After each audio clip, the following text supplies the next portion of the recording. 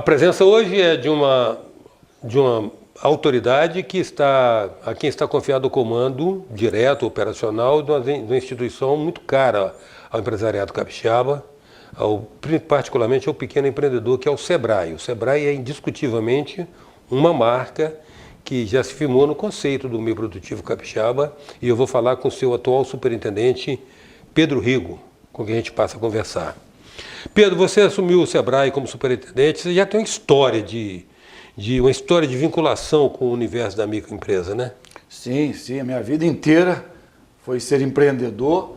O único momento que eu tive carteira assinada foi quando eu passei por um estágio na Companhia Siderúrgica Tubarão ainda, após ter saído do Instituto Federal de Tecnologia, hoje IFES, mais antiga Escola Técnica Federal. E a partir daí sempre empreendi, sempre enfrentei esse mercado tão doloroso que é para o empreendedor capixaba, para o empreendedor brasileiro.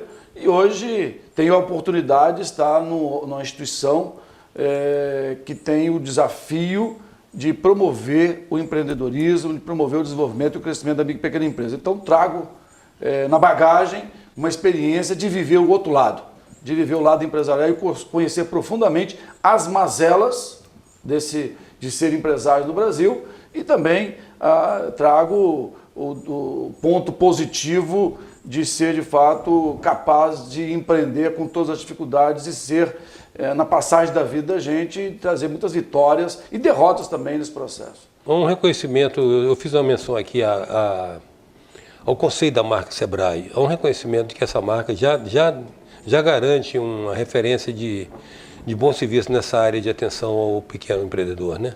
O SEBRAE, ele quando, inclusive pelo seu propósito da criação, em 1990, quando foi criado o S-SEBRAE, o Serviço Autônomo, foi criado com esse fim, de apoiar, de executar, de coordenar as políticas favoráveis à micro e pequena empresa, portanto, podendo criar e tendo o papel de criar ambientes favoráveis ao desenvolvimento dessas mesmas. Então o SEBRAE tem um papel relevante, devemos destacar, e a gente tem entendimento claro sobre a importância do SEBRAE no cenário do desenvolvimento da micro e pequena empresa. Agora, tendo você essa facilidade tão grande pela sua história de vida em ter empatia com um microempreendedor, o que você identifica como fatores que mais restringem a atividade? Olha, o que hoje mais emperra, vamos dizer assim, o crescimento da micro e pequena empresa é o excesso de burocracia. É burocracia por todos os lados. É burocracia na gestão, porque você está colocado a aceitar e viver com uma série de regulamentos, desde as licenças, a partir de um alvará da prefeitura, a licença ambiental, a todas as obrigações acessórias que o fisco impõe. Por mais que nós tenhamos uma lei geral da micro e pequena empresa que vem se aperfeiçoando a cada momento, mas ainda o empresário gasta muito do seu tempo, deixa de ser produtivo porque ele tem que cumprir um monte de regulamento, um monte de norma, se ocupar com uma lei trabalhista que penaliza principalmente a micro e pequena empresa porque não tem estrutura para lidar com várias e diversas situações que as obrigações trabalhistas impõem, ou seja, devíamos ter um ambiente empresarial mais leve, onde a micro e a pequena empresa, ou empresário de micro e pequena empresa, pudesse se dedicar mais tempo àquilo que ele mais sabe fazer, que é produzir.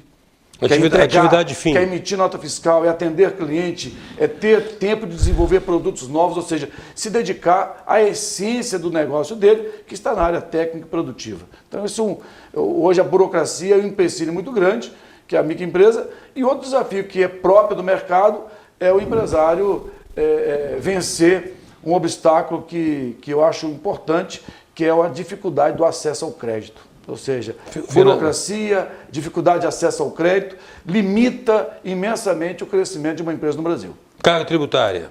A carga tributária, quem está no Super Simples, quem pôde a sua atividade estar no Super Simples, é mais leve, ou seja, é menos penalizativa, né? É menos pesada, mas mesmo assim não é adequada ainda para o que o Brasil precisa. O Brasil precisa de menos peso, menos carga tributária, menos burocracia e dar mais liberdade ao empreendedor a crescer e gerar oportunidade, sendo que a micro e a pequena empresa é que mais vem gerando emprego ou saldo positivo de emprego nesse país desde 2013.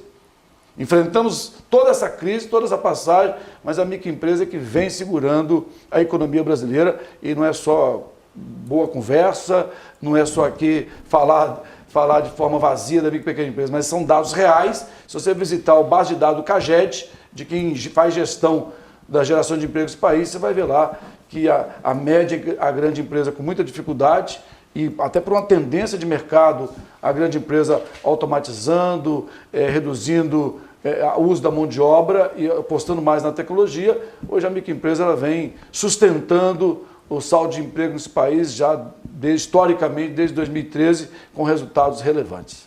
Mas você mencionou aí o custo do acesso ao capital, principalmente para financiamento de giro, eu imagino, tanto quanto para investimento, mas o custo da geração do emprego, apesar daquela reforma, uma reforma meio de meia sola, né, na legislação trabalhista, continua também atrapalhando a microempresa, não? Sim, você falou de uma coisa muito... Eu falei de acesso ao crédito, que é muito difícil, isso atrapalha o desenvolvimento. O custo do crédito também, você citou muito bem. Sim. Então, não só o acesso, que às vezes falta o acesso, chegar até as oportunidades de financiamento. Mas o custo também hoje no Brasil, apesar de nós estarmos com a taxa Selic aí abaixo de 7, mas nós temos um custo de capital, principalmente capital de giro, ainda muito alto.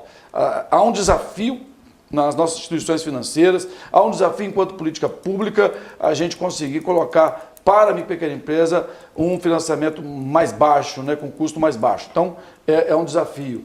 Então, é um conjunto de fatores que acabam inibindo o desenvolvimento. E você falou do custo de emprego. Né? Uhum. Quanto custa para gerar um emprego numa microempresa?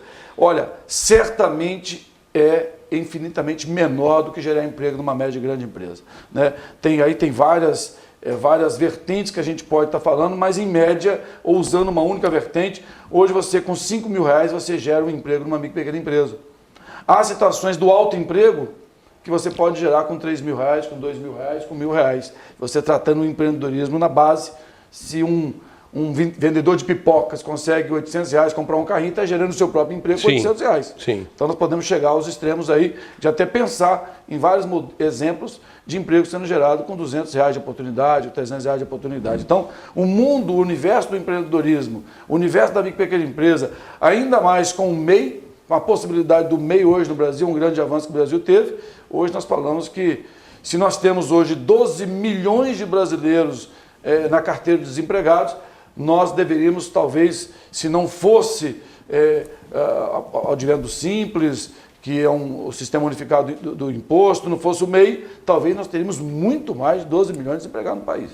Então, se tem 12 hoje, é um número altíssimo, poderia ser maior se não tivesse aí esses caminhos do empreendedorismo que o Brasil trilhou, que tem vários desafios ainda, mas não podemos deixar de reconhecer o avanço que esse sistema possibilitou no Brasil. A presença hoje é do superintendente do SEBRAE do Espírito Santo, Pedro Rigo. Voltamos já.